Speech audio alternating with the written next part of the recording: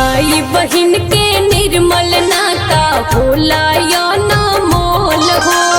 एह दुनिया में भैया ये कर नइखे कौनो मोल हो। बहन के कबो ना भूलई हो बन्हवावे राखी हा। भाई के फर्ज जनबई हो बन्हवावे राखी हा। बहिन के जानी तू भूलई हो बन्हवावे राखी हा।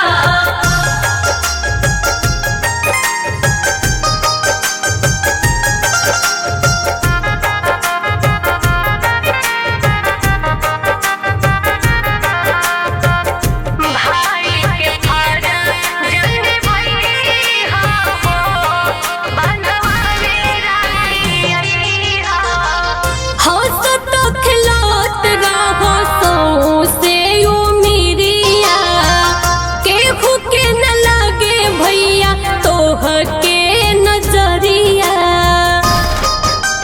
ए भैया हंसत खिलत रहो से उमिरिया।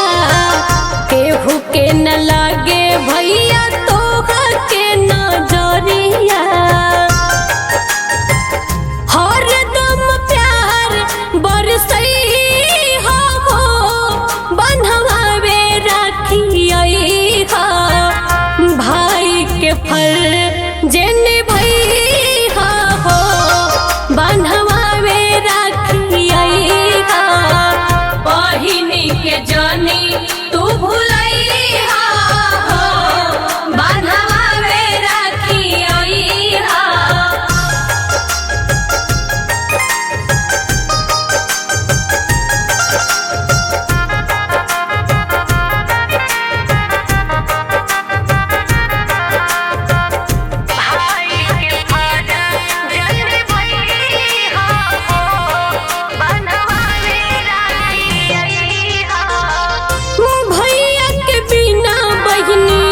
खेलिया धूरा राखी बन्हवा के करत रही हो तो पूरा। भैया हो जन भूलई हो भैया के बिना बहिनी हो खेलिया धूरा। राखी बन्हवा के करत रही हो तो पूरा। आरती के जानी बिसरई हो बन्हवावे राखी हा।